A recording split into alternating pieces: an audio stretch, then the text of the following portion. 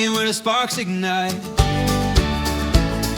Dreams take flight in the amber light. A circle of minds, a fire of thought, building some from what we've got. Grab a log, throw it on. The night is young. The night is young. Welcome to the Inventive Fireside, where wisdom burns and hopes collide. Pull up a chair, let's fan the flame. Together we'll light up the game. The crackling wood, it tells a tale. Lessons learned and ships that sail. Experts speak and the sparks cascade. Fueling dreams that will never fade. Bring your spark, your ember bright. Let's stoke the blaze through the endless night. Inventive Fireside, where wisdom burns and hopes collide. Pull up a chair, let's fan the flame. Together we'll light up the game. Hey, hey. Mike.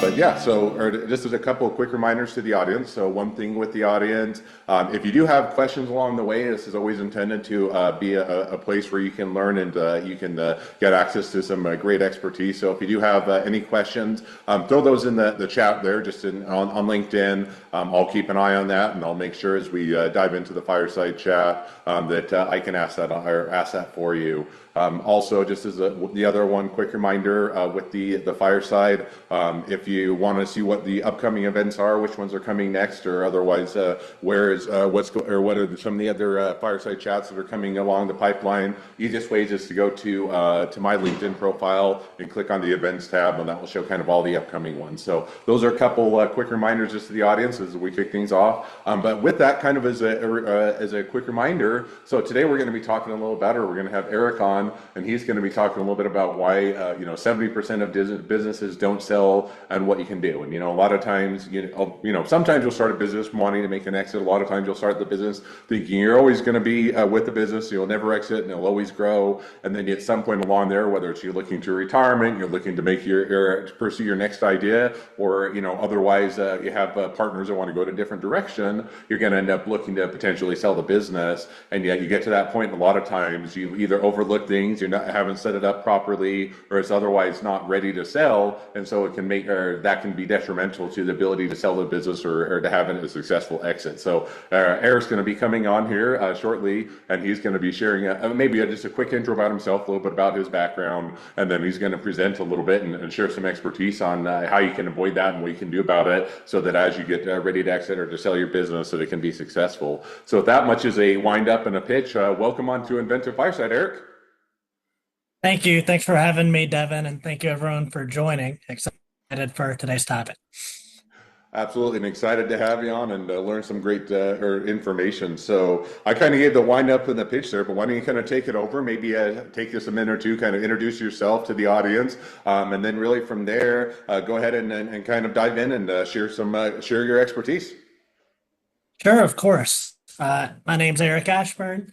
I am a certified financial planner, a CFP, and also a certified exit planning advisor, which is the topic today. And what that really means is working with business owners on consulting them, helping them be more profitable, help them with the biggest asset in their life, their business, how to eventually monetize that, accomplish their retirement of their dreams using their business. So this topic's right in line with that expertise, being a CEPA. I have a few slides to share. If the viewers are visual learners like me, I promise this isn't a deck of a million slides, but just to see a little bit more of the details of the topic. Bear with me one second. Okay, and I think I shared the right screen. Yep, that looks right.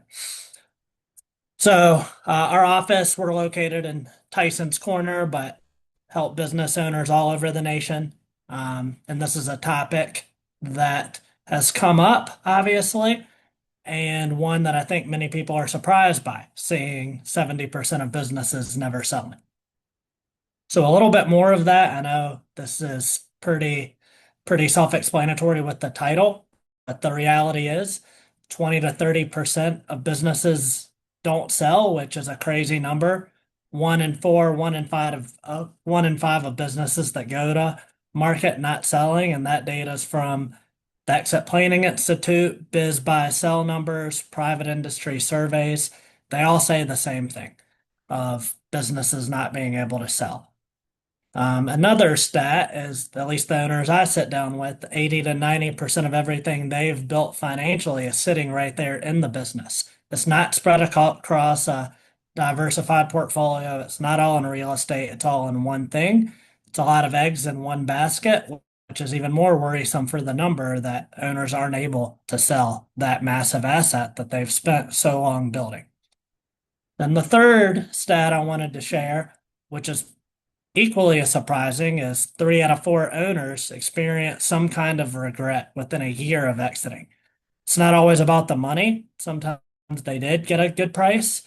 They weren't ready for what comes next. So I'll talk a little bit more about that too. I just wanted to share these numbers because they're patterns, and because they're patterns and predictable, that also means they're preventable. So I wanted to spend some time giving some value of things you can do, whether it's 12 months away or 12 years away or never plan to sell, as Devin said in the intro. The key is knowing your options. What can you do now?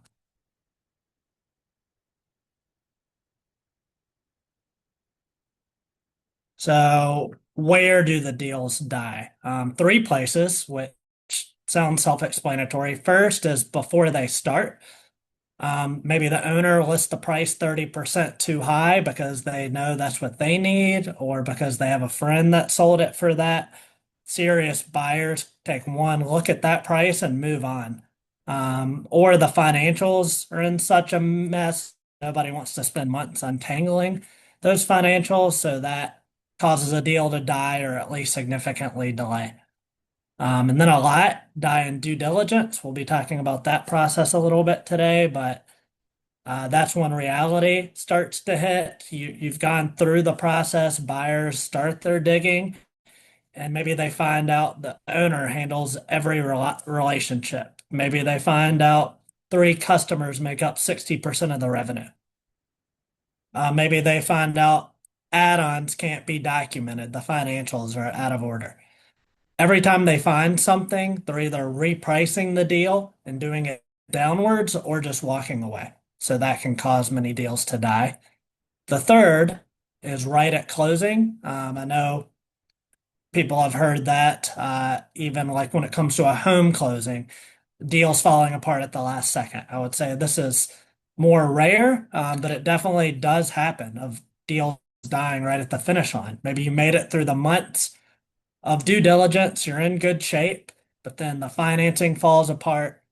The owner suddenly realizes, what am I going to do after this, or gets cold feet. Everyone's exhausted at this point from the back and forth, and somebody blinks, and sometimes that can kill a deal right at the finish line. But all three are a possibility.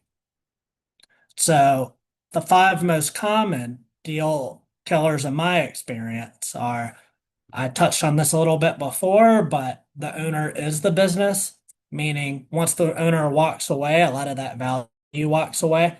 A test you can do if you're listening to this is, if you run the business, ask yourself, could you go away for 2 weeks and your business run at least 80% effectiveness, and no phone calls, no texts, not involved at all? So if the answer is no, I think you have some work to do there to help your value. Buyers aren't looking to buy themselves a job. They're looking for a business that can generate cash, whether they're there or not. I would say that's the number one reason. Otherwise, solid businesses don't sell, or they sell at a massive discount because of that owner value not being able to be effectively transferred.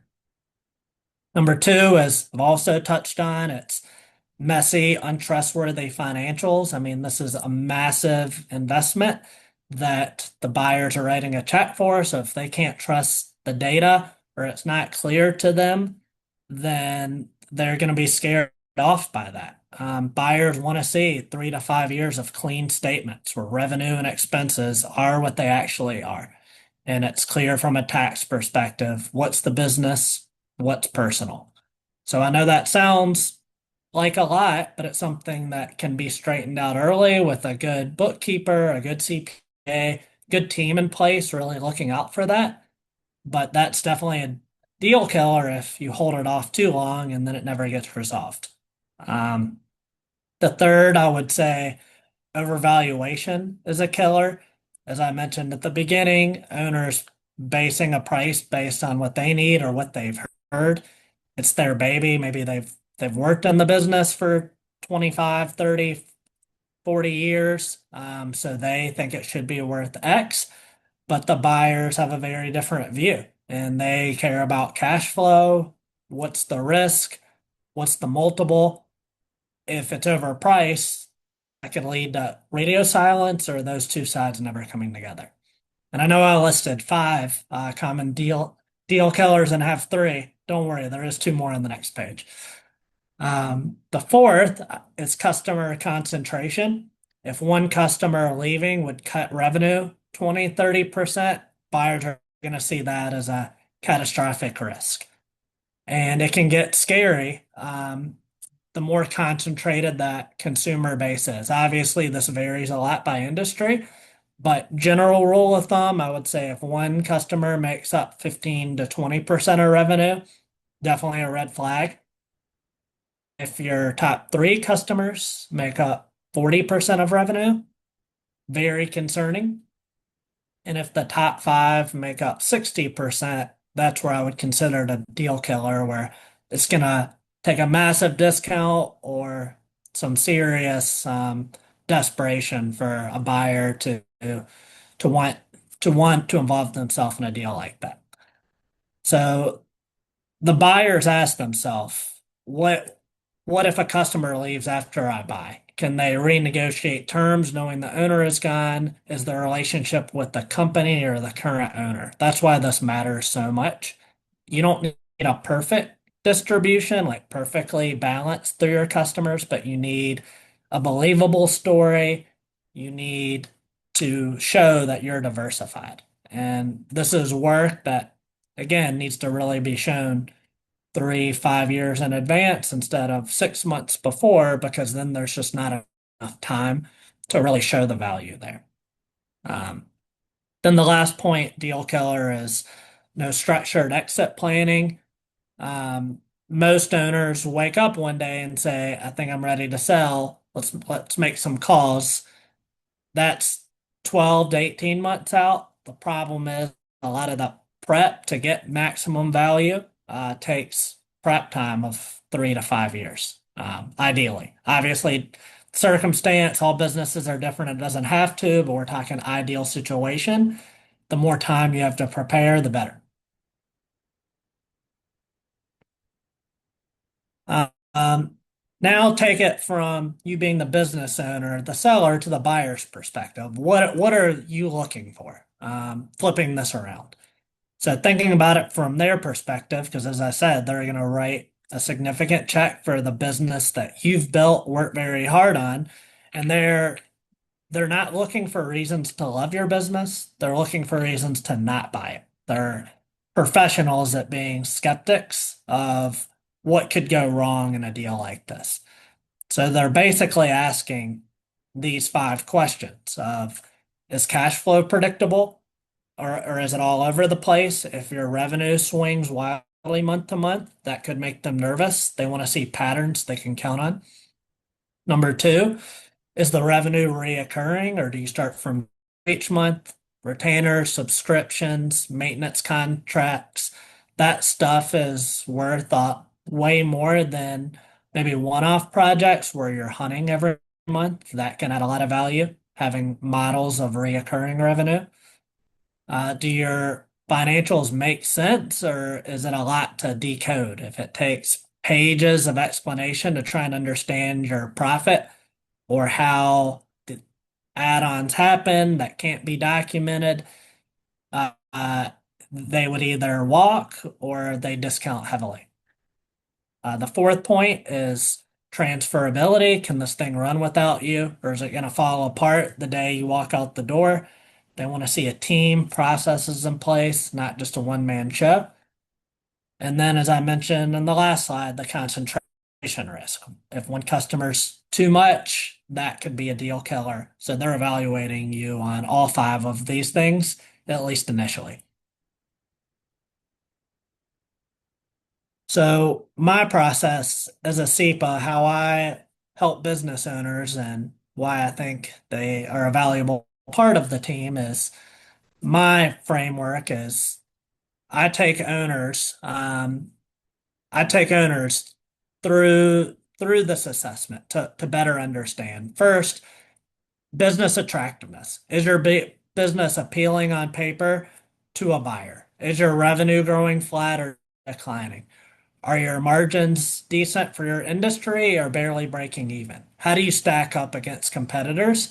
That's the helping you answer what I want to own this question from the buyer's perspective to really understand how you score relatively to your business attractiveness. We also look at exit readiness. Can this business actually transfer to someone new? What happens if you're not there tomorrow? Is there a real management team or is it just you and a little bit of help? A big thing is, are your processes documented anywhere or are they all in your head? Can this survive without the current owner? I help you answer that question, give you some assessment to figure out where the gaps are. Third is personal readiness. Are you as a business owner actually ready to let this go? What are you going to do all day if you don't have this anymore? Have you thought about what the next chapter looks like? Are you emotionally prepared for this? And these are just difficult questions to ask, but really important questions to ask. And then lastly, personal financial readiness. After you pay Uncle Sam, the advisor team, all the debts, what's left? And is that enough to fund the life you want? Is it enough for your next venture? Does the math work? Is the question that we want to answer there. So what we do is benchmark these four areas, see where it might be the lowest, and really try and zone in on that of how to improve it. So we're benchmarking everything to this assessment and also real market data so that it's not a hope, it's a pretty good idea of, hey, this is what my business could sell for now. This is what it could sell for if I was best in class or improved whatever area I'm lacking here. So as a business owner, 12-month action plan, if you're listening right now, I would say get the assessments done, find out where you actually stand, not where you think you stand, where the market says you stand, what are your scores, what are your gaps, taking out the guesswork. Two is clean up the financials, work with your current CPA or find a CPA that is an expert in business and understanding the strategy, the financial part to make sure it's clear. Third is documenting your core processes, not a 200-page manual that is difficult to go through, just the essentials. How do you get and close sales? How do you onboard new clients? How do you deliver products or service? How do billings and collections work? How do you handle customer issues? Could someone reasonably competent follow these things and keep it running for 30 days without you? That's the test of how your process is now. Very important when it comes to ultimately the profitability and ultimately the selling process. Pick one thing that you do and train someone else, not 10 things, maybe one key thing. Maybe it's a key client relationship. Maybe it's a technical process. Maybe it's an approval that only you can give. Transfer that value, document it, let it go. Prove that the business can function without you in at least one area. And that's a starting point. And then pick your biggest risk and try and make that 20 to 30% better this year. For many owners, that's consumer concentration, just as an example. But any of the things I talked about improving, making better. Quickly, what an attractive business looks like. That was the first assessment. Predictable recurring revenue, clean financials, diversified customers, strong team in place, documented processes, clear competitive position. Those are very sellable businesses at the top of the market price. Where you start to lose value, revenue, basically the reverse of what I just said. If you're lacking in any of those areas, it affects value. The biggest change, and this will be, I promise, almost done talking. This will be the end, is the mindset. This is the mindset shift. Um, for most owners who spend so many years in the trenches as the problem solver, the go-to person, the person that wears every hat, you built this thing, but real exit planning means thinking differently. So your time shifting from fighting fires to building systems, from being the hero that solves every problem to developing people who can solve problems without you, from doing work to create the environment where the work gets done well without you being there. That's the ultimate goal. And that's uncomfortable for a lot of owners, but it's necessary in many businesses to get the value that is really maximizing your value. Um, Building enterprise value and not just income is important in a mental shift. You've spent years trying to think, how do I minimize taxes, run as much as I can through the business, and keep reported profit low. It makes sense from a tax perspective, but it's a balance that you need to understand and go through, because you want to be able to show value when you go to sell and flip the scripts and show your business is valuable. You do have this profit. And there are some trade-offs which your team and you need to evaluate. But it is a bit of a mind shift from thinking I need to show as little income as possible. And then plan what comes after next. Also very difficult, but when what happens when you're not the business owner, when you don't get out of bed and have a business to go to? Because I've seen owners that get it right and they've never been happier, but I've also seen ones that get it wrong and it leads to that number from the beginning, a lot of regret. So, key takeaways, small steps, finding your gaps, transferring value, understanding where your risks are, and really preventing these roadblocks before you get there.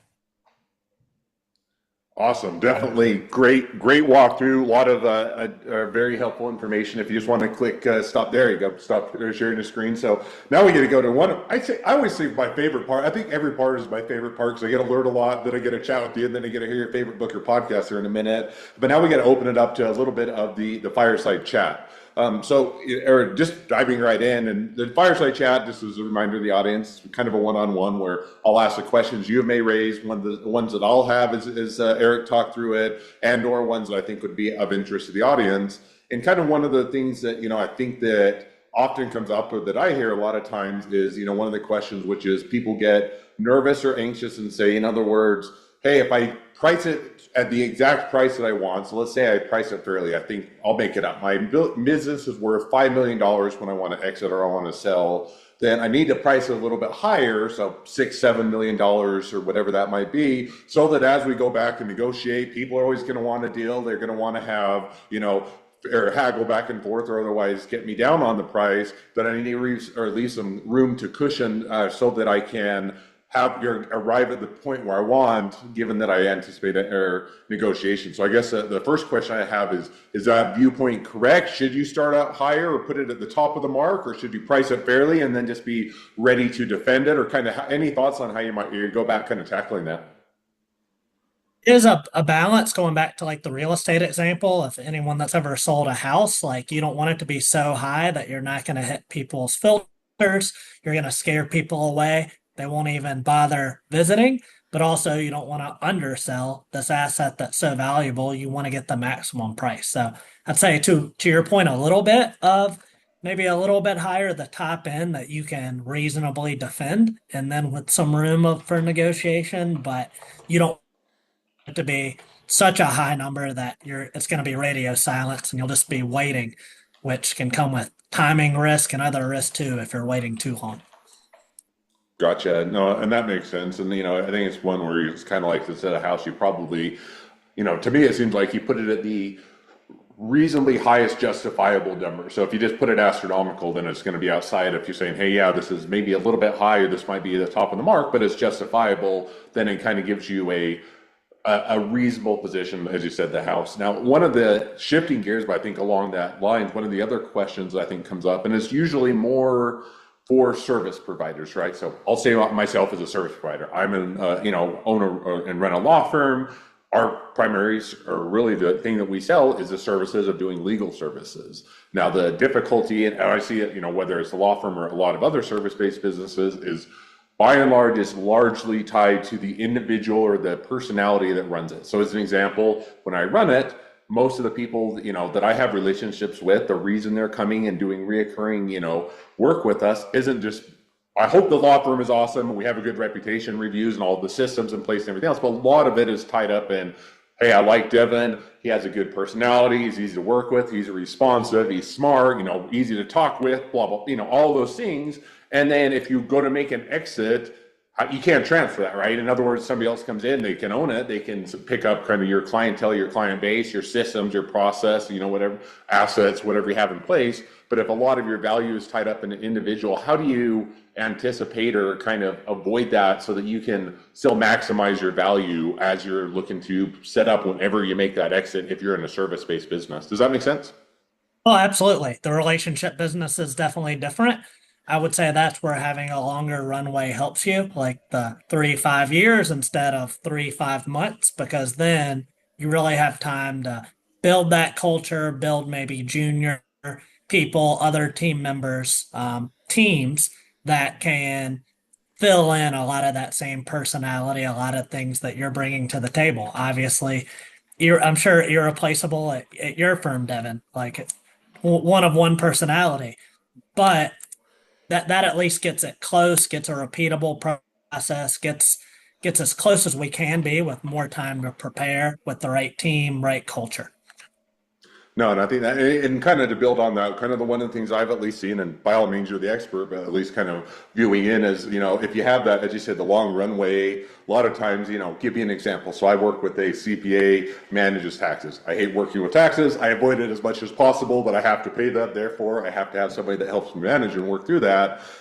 They recently, or I don't know, recently within the last year or two, they merged or they combined with another firm. A lot of the same people are still there, but my guess or anticipation is the main guy that I work with that does have that personality, that I trust, is looking to make an exit. He's getting older in his career. And so if you give it over the space of, 5-10 years or whatever, make that exit, then you can slowly introduce the other team members on, get your clients and customers are comfortable with them so that as you make the exit, it's over that 5 to 10 year period where now they are saying, hey, I've already been working with this other person. I've already established it. They're the younger, more associate or more junior. So that then as the person makes the exit, it's not abrupt and they're saying, well, I'm sad to see you go, but there are other people that I've worked with that I'm comfortable with. Kind of seems like, especially in the service-based business, it probably takes even longer runways, you said, to make that transition. Is that kind of a fair view of it? Nailed it. Yeah, because you're taking risk off the table. Lower risk, it's more value. It's completely related in that way, where if you have the people in place, it's lower risk, it's going to demand a premium for that. So now, and no, definitely makes sense. And now I know I'm jumping around just lots of interesting okay. questions. But one of the other ones that also comes up is I think by and large, there's always an exception to the rule. Most of the time, as you go through due diligence, again, I've been out more from the IP side, assisting clients. I've also made some exits and done other businesses myself. You go through due diligence, there's going to be things that are going to catch you off guard that you're going to not have thought about, not anticipated, maybe not planned for, and you can do as much as you want. It's still, you're not going to have the ideal 100%. Everything is going to be check the box perfect. You can do a good job to make it. But when you encounter that, kind of what is the approach? Is it just being honest and telling the buyer, never thought about that, I'm unprepared and not ready? Or is it, hey, we'll look at that and we'll take a look at it? In other words, kind of as you do that due diligence, what is the best approach to prepare yourself for things that you haven't anticipated? I would say that's where you really lean on the team as a business owner, people that have been there before, because it's so much issue to issue. Like, how easily explainable is it, or is it something like that is going to take a lot more expertise, a lot more people to give their honest feedback? It's difficult for the business owner to go through that by themselves, especially if they haven't been there, because they just haven't been there. Experience is so important. So that's where I would say it's case by case, but that's where you really need to lean on the team because you're right. Every due diligence is different and something always comes up. Yeah, and that's always been my experience. And I think everybody thinks they have the perfect business, and it'll be the exception. And almost, I've yet to see that as or someone that has gone through that and hasn't had that pop up. Yeah. Now one of the maybe the following question is, I think a little bit on the flip side. So let's say, hey, I'd like to potentially explore making an exit. Some people will almost be all consumed in saying, okay, I'm going to put all of my time and effort into the exit because I really want to make an exit, or I'm, getting burned out, or I want to go retire, or I just have a new idea that I want to pursue, whatever that might be. How do you balance? Because making an exit, doing due diligence is a lot of work, and yet you have to still run the business and keep it going. And so how much effort do you put into the exit versus you continuing to run the business? Do you put all your eggs in one basket, or do you court multiple suitors all at the same time? I know those are like 5 questions layered on top of each other, but kind of It's okay. how do you balance all that? Yeah, I would say that's why at least the assessment, understanding where you stand early is important to know how much work is it really going to be. Like, because if you're scoring really low or not anywhere near the value you need to exit, then maybe the focus should be there and you should be concentrating less on the exit because it's going to be a waste of time, not get you the value you need. But if like you're checking as many boxes as possible, and ready to get there. Maybe it's just now let's focus on the exit, get you through this finish line, and then we can go back to all these other things. So it really just varies business to business, person to person, but it takes an honest assessment of where am I today to really understand that. No, and that makes sense. And I think that, kind of that checkbox, and maybe to build on that, and we're already wrapping up towards the end of the fireside today, so we'll have to maybe have you back on or circle back or have you on one of the podcasts. But It's for my today, fault. maybe Too a many follow. slides. No, you're good. It was great, and it was a lot of good information. But one thing I was going to say on that, I like the checklist. It's kind of almost that same thing of I'll say a soft offer or a letter, sometimes it's a letter of intent or a memorandum of understanding, those type of things. In other words, you're saying early on is, hey, almost the same thing as if this ideally works out, due diligence works out, everything looks good, and the buyer is interested on the front end, will this even be a good match? In other words, hey, is our price even in their ballpark? If they say, hey, realistically, you're asking 8 million and we think our maximum budget is 2 million, doesn't matter how good of a fit it is, it's not going to work. And same thing if you're saying, hey, we want you to be, kind of the golden handcuffs and you stay on for 5 years and I want to go retire in 1 year, not going to work. And so some of those things, I think almost having kind of, you said that, I'd say that checklist in your mind as to what you want and then presenting that in a professional manner to say, is this even a good match on the front end? And if it looks like that, then pursue it. I think that definitely is a great guideline. Well, You nailed it. already wrapping up towards the end of the fireside chat. Appreciate you coming on. Now, I always like to wrap up. I always caveat. I love books, but I never read them. In the sense, I like audiobooks. Is really what I mean. So I love books. I have a hard time sitting down, finding time to just read them because I'm always busy, always doing a lot of things, spending time with family and working outside and doing all the fun hobbies. But I love to consume books, and so for me, it always works out that I'm looking for good books and good podcasts that I'm going to listen to. And so I always love to ask the questions. I'm always looking for that next great book or that next great podcast. And so I'll open it up to you to kind of wrap things up, to share what is one of your favorite books or what are one of your favorite podcasts. Yeah, I wish I could give like a really creative answer here. What I'm going to name is really popular, but I can honestly say it's what I like. Atomic Habits, I think, is a great book, but it's very popular. But I'm very much a believer in small steps in building long-term habits like that helps you and helps with that mindset shift of small actions compound value. And then podcasts, I'd say either how I built this, it's always interesting because as you've said, every business is different. And then Planet Money, just as the little bit of a finance nerd I am, and some of those real world scenarios that go in many different topics, I think is pretty interesting. Well, I think those are all good. I think think I've read or listened to all of those, but I'll have to double check and circle back. I love the Atomic Habits. That's definitely a great one. Well, now as we do wrap up, if people do want to reach out to you, they want to follow up, they want to engage your services, they want to be a customer, they want to be a client, they want to be an employee, they want to be an investor, they want to be your next best friend, any or all of the above, what's the best way to reach out to you, contact you, find out more? Yeah, the best way is and if it's okay with you, maybe I can just really quickly put my contact information up right Sure. here. Is that okay? So Yep, go you can ahead. reach out to me on LinkedIn or by email. Eric Ashburn is the name. Just look me up and message fire chat. Then I'll know it was from the conversation with Devin. But don't have to. Feel free to reach out with any questions. But LinkedIn, email, probably best ways to get in contact with me, and we can take it from there.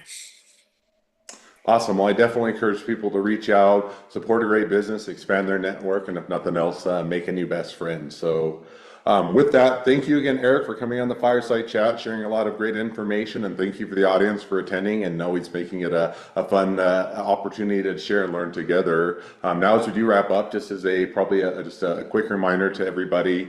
So as we are going through this, as I said at the onset, and maybe Eric, if you want to just click stop screen share, just as we wrap, there we go. But no, you're good. So just as a reminder, we always are having new and upcoming firesides. We try and do it on a weekly basis.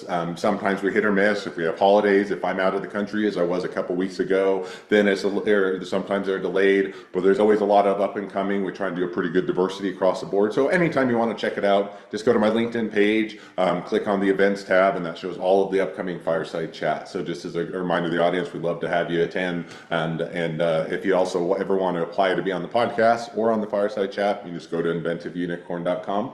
So as we wrap up, thanks everybody again. Wish everybody good luck with their journey, and we'll be in touch, or we'll see you again at the next Fireside Chat. Thank you, Devin. Great resources and a great host as always. Great catching up with you.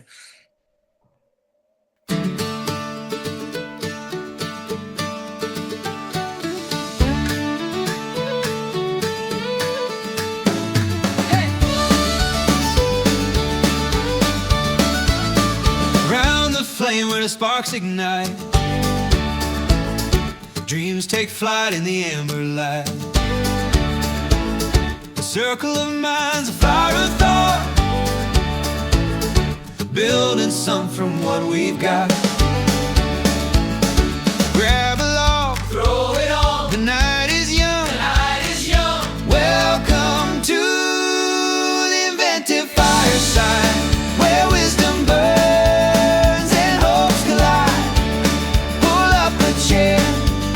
Let's fan the flame, together we'll light up the game. The crackling wood, it tells a tale, lessons learned and ships that sail. Experts speak and the sparks cascade, fueling dreams that will never fade. Bring your spark, your ember bright, let's stoke the blaze through the